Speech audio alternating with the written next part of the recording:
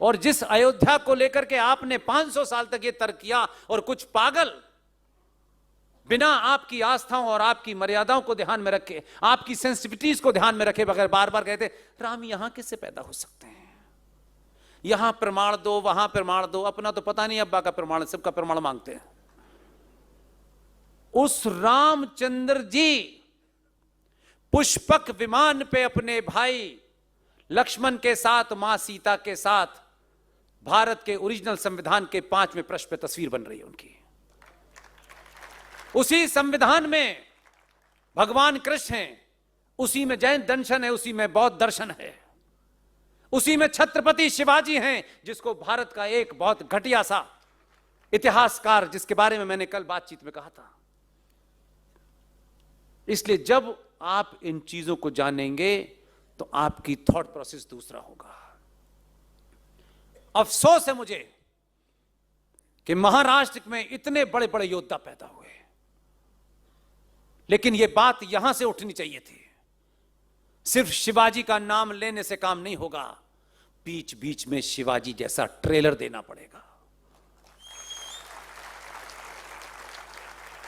इसलिए शिवाजी के बारे में एक इतिहासकार ने, मैं जहां पैदा हुआ, जहां पढ़ा, उसी के एक प्रोफेसर ने किताब लिखी है। और इस देश के आईएएस और पीसीएस की तैयारी करने वाले, यूपीएससी की तैयारी करने वाले सनातनी हिंदुओं के बच्चों को वो इतिहास की किताब पढ़नी पड़ेगी। अगर आपने मॉडर्न हिस्ट्री का पर्चा लिया है तो वही किताब उसमें पढ़नी पड़ेगी। और उस किताब में जो लिखा है वो आपको बताने के लिए तो बोल दूंगा, लेकिन रिपीट करता हूं, कभी कभी तो मुझे खुद पीड़ा होती है। उनका नाम लेके दुकानें चल रही हैं, लेकिन ये भाव इस महाराष्ट्र से क्यों नहीं उठा कि जो सबसे बड़ा वीर योद्धा था शिवाजी, चाटुकार, दलाल, मक्कार, बिके हुए इतिहासकार और सत्ता में बैठने वाले चोर उचक्कों ने यह होने दिया। जिस शिवाजी की तस्वीर ओरिजिनल संविधान में लगाई गई थी, तो क्या वो लगाने वाले लोग कम्युनल थे? लेकिन मॉडर्न हिस्ट्री की किताब जो यूपीएससी में पढ़ाई जाती है, उसमें एक इतिहासकार ने लिखा है, वो किताब आज भी 2024 के भारत में कोर्स में चल रही है। उसमें लिखा हुआ है, शिवाजी एक पहाड़ी चूहा था। Shivaji was a mountain rat. Shivaji के वंशजों नहीं भी कुछ कर सकते हो तो मेरी तरह कम से कम महाराष्ट्र में चिल्लाओ। और मैंने सुना है कि आपके बीच में, हमारे यहां तो एमएलए कहते हैं, यहां क्या कहते हैं, नामदार, क्या था, आमदार। कल एक आमदार से मिला था, मैंने सुना है कि यहां भी हैं। अगर शिवाजी की धरती पे आप नामदार हैं तो ये काम जरूर करना, नहीं आपके नामदार कामदार होने से मुझे कोई लेना देना नहीं है, मुझे कोई इंटरेस्ट नहीं। कौन सा कानून बनाया नहीं बनाया, कानून समय के हिसाब से बनते बिगड़ते रहते हैं, उसका महत्व नहीं होता। इतिहास अगर सही हो जाए तो आने वाली नस्लें, मैंने फिर कहा, फिर वही बोल रहूंगा, जब आप सुंदरता की निशानी तैमूर की अम्मी को मानते हैं, वो इसलिए मानते हैं कि आपने शिवाजी का इतिहास नहीं पढ़ाया। अगर आपने शिवाजी का इतिहास पढ़ाया होता तो मेरे लिए दुनिया की सबसे सुंदर महिला शिवाजी की मां जीजाबाई है। कि जीजाबाई ने, अगर जीजाबाई नहीं होती तो शिवाजी शिवाजी नहीं होते। अगर यह नैरेटिव होता तो बेटियां तैमूर की अम्मी की तरह नहीं बनने की कोशिश करती, जीजाबाई बनने की कोशिश करती हैं। इतिहास का भाव पैदा नहीं किया आपने। और जो बेटियां समझती हैं कि तैमूर की अम्मी सुंदरता की निशानी है, जरा मैरिन ड्राइव पे जाइए, 5 मिनट बारिश हो तो अपना बच्चा नहीं पहचानेगा उनको कि अम्मी कहां है, अम्मी अम्मी अम्मी मिली नहीं रही, अम्मी, वो सुंदरता उतर गई पानी में सब। इसलिए असली योद्धा को जानिए। उस संविधान के अंदर जितने चित्र हैं, ये जो आया है 14 वाला, ये समय का इंतजार कर रहा था कैसे करें, कैसे करें, कैसे करें। नई संसद बनी, पुरानी संसद वाले नई संसद में जा रहे थे। सरकार ने कुछ किताबें छाप के झोला दिया और झोला लटका के ऐसे जा रहे थे जैसे केजी में बच्चे का पहली बार एग्जाम होता है तो स्कूल खुशी खुशी जाता है, वो उसे पता ही नहीं होता बस्ते में क्या है। जब नई संसद में जाके बस्ता खोला तो उस गुजराती का संविधान खोला तो ओरिजिनल संविधान की कॉपी निकली। पहले शिवाजी की महत्वपूर्ण तस्वीर, फिर सुभाष की तस्वीर, फिर नंदी की तस्वीर। तो आधे तो वैसे ही पागल हो गए। और जब तक वो इस दौरे से बाहर निकलते तो जब इनॉग्रेशन होने के बाद जब अंदर सभा बैठी हुई थी, उसको पता है कि मेरे इस काम से कुछ लोग छत पे से कूद के मर जाएंगे और कुछ यहां से भाग करके मुंह छुपाएंगे। वो उन्हें कुछ नहीं करा। उसने सारे कैमराओं को हिदायत दी गई कि जब मैं संसद का इनॉग्रेशन करने के बाद जब मैं दिया जलाऊं तो वो शॉट दिखना चाहिए। और उस दिए में एक ऐसा शॉट था, कई लोग 5-6 दिन तक उठे ही नहीं। नीचे सावरकर की तस्वीर के सामने दिया जलाया और ऊपर देखा तो उससे 10 गुना बड़ा सावरकर की चित्र लगा हुआ था। भाई साहब, इसलिए फिर कह रहा हूं, मेरे डिस्कोर्स में इस सभ्यता के पुनर्स्थापना के हीरोज को स्थापित करने के लिए जो भी खड़ा है वही मेरा हीरो है। और जिन लोगों को यह लगता है कि चावल सस्ता नहीं हुआ तो वो दिल्ली में आ जाएं, वो चावल भी देता है, वो बिजली भी दे रहा है, वो पानी भी दे रहा है और आजकल जेल में बैठा पानी पी रहा है।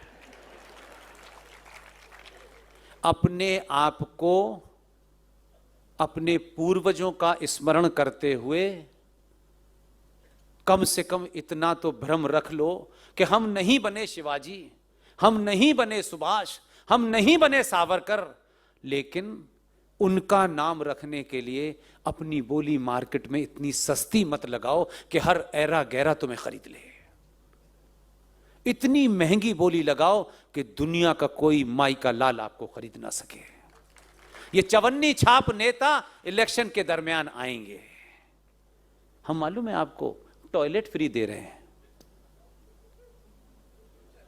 इनकी औकात है देने की।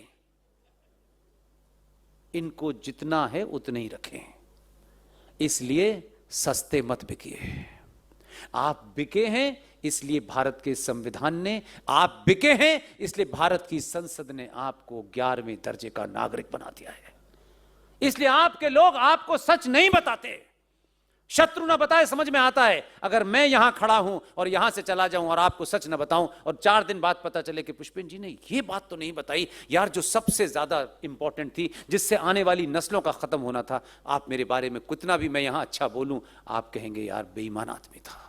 मैं उस पंक्ति में नहीं खड़ा होना चाहता, इसलिए मुझे बोलने में कोई थकावट नहीं होती। मुझे लगता है कि ये मौका, इतने अच्छे लोग, इतने सारे लोग मुझे सुनने के लिए, पता नहीं फिर कब मौका मिलेगा या नहीं मिलेगा, इसलिए जितना कुछ है वो सब मैं बता के आपको जाऊं, यही मेरा भाव है। आपके संविधान में, आपकी संसद में वो जघन्य अपराध हुए हैं और लाइव आता था, लेकिन हमें क्यों फुर्सत है ये देखने की? हम तो ये देखेंगे, देखो शेर गिरा, शेर उठा, क्या सस्ता हुआ, आज कुकर पे कुछ सस्ता कर दिया है, नया बजट आया है, कुछ सोना सस्ता, खाना है सोने को क्या? हम इससे आगे देख ही नहीं पाए, इसलिए आपका एजेंडा ही नहीं था। इसलिए भारत की संसद में जो जघन्य अपराध हुए हैं, जघन्य अपराध, डाका डाला है लोगों ने और आपके लोगों ने बताया नहीं। इसलिए मैंने कहा चुनाव जिन्हें जिता रहे हैं सोच के जिताइए। ये मेरी जाति का है तो उसे जाति का अध्यक्ष बना दीजिए। ये मेरा है, आप देश चलाने के लिए लोगों को चुन रहे हैं भाई, अपनी जाति जलाने के लिए नहीं चुन रहे। इसी महाराष्ट्र में खुले में कह रहा हूं, एक माई का लाल मुझे हिंदूवादी नहीं मिला। एक हिंदूवादी नहीं मिला। इतना बड़ा अपराध हुआ इस महाराष्ट्र के अंदर। मैं कल था, मुझे ये जो अपने भारत विकास परिषद के लोग हैं, उन्होंने एक इंटरैक्टिव सेशन रखा था। मैंने कल भी बोला, मैंने कहा यार लालच की भी कोई लिमिट होती है यार, इतना क्या लालच है यार, क्या आप बात ही नहीं बोल पा रहे? और कोई बहुत पुरानी बात नहीं है। वो जो पहली सरकार थी, ये जो पुरानी वाली, जो असली टाइगर के नकली बेटे हैं वो थे, उसके अंदर महाराष्ट्र बोर्ड एजुकेशन बोर्ड की सोशियोलॉजी की किताब 8th क्लास की, मुझे तो मराठी नहीं आती मेरे भाई। ऐसे ही एक सभा में एक छोटी सी बच्ची आई, आप मैं उसको सोचता हूं भगवान उसको किसने करेज दिया, ये पता नहीं उसने मुझे कब सुना, कहां सुना, कैसे, ऐसे ही निकला। जब खत्म हुआ तो फोटो खिंचाने आते हैं, वो बोली अंकल मुझे आपसे बात करनी है। तो मैंने सबको रोका, मैंने कहा बताओ क्या बात करनी है। बोली अंकल मैं 8th क्लास की स्टूडेंट हूं, ये महाराष्ट्र बोर्ड की छपी हुई किताब है और इसके अंदर लिखा हुआ है भगत सिंह, राजगुरु और कुर्बान अली को एक साथ फांसी पे चढ़ाया गया। मेरे तो नीचे से जमीन निकल गई। मैंने कहा महाराष्ट्र, वो मराठी की किताब थी। मैंने कुछ बड़े लोगों से खड़े थे, मैंने कहा सच बताओ क्या मराठी पढ़ी नहीं आती? उन्होंने कहा यही लिखा है। आप सोचो उस बच्ची मुझ तक पहुंच गई, और नहीं पहुंचती बताती नहीं। मैंने किताब ले ली, मेरे पास एक ही हथियार है और कोई हथियार नहीं है।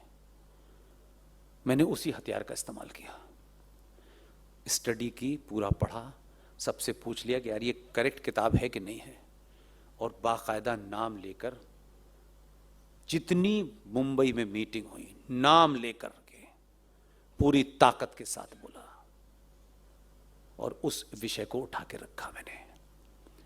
7 महीने बाद लौटा, शर्म आई और वो किताब विड्रॉ हुई। इसके लिए आप कहते हैं कि पुष्पेंद्र जी आप चुनाव लड़िए, इनामदार और बेईमानदार और सावधान और बेशरम बनते रहिए और तब कराएंगे, कोई नहीं कराएगा। इतना जघन्य अपराध है कि 10 साल के बाद कोई बच्चा आपसे पूछता कि भाई इसमें तो भगत सिंह, राजगुरु और कुर्बान हुए थे, आप हिंदूवादी हैं, आप खामखा कुर्बान से नफरत करते हैं इसलिए नाम हटाना चाहते हैं, यही नैरेटिव चलता 10 साल के बाद। लेकिन उस नैरेटिव को वहीं मारने के लिए किसी ना किसी को खड़ा होना पड़ेगा। ये मत कहिए ये मेरा काम नहीं है, ये मत कहिए कि इसके लिए तो मुझे चुनाव जीतना है, फिर शिक्षा मंत्री बनना है। नहीं भाई साहब, मंत्री बन के कुछ नहीं होने वाला है। आज संचार क्रांति के दौर में आप अपनी बातों को तथ्यों के साथ रख दें। मुझे बहुत सारी बातों में इंफॉर्मेशन है,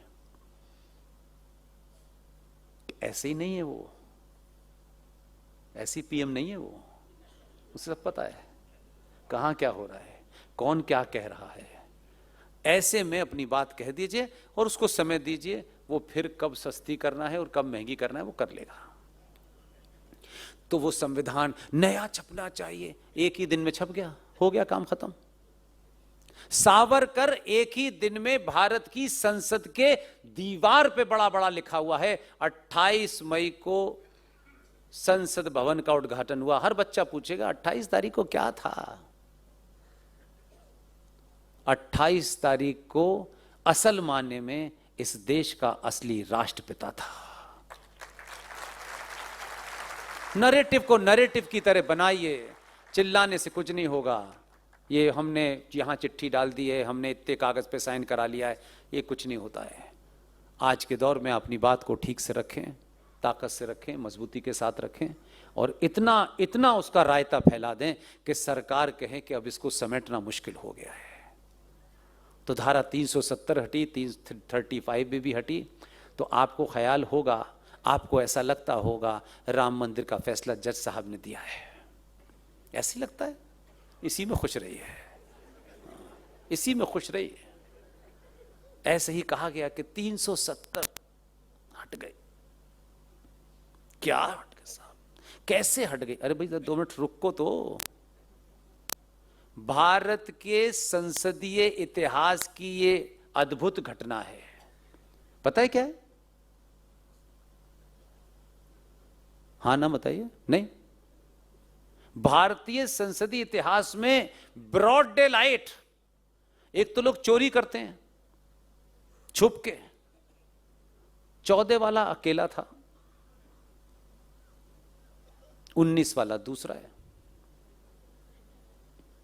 दोनों की कार्यशैली अलग है। 14 वाले कहता था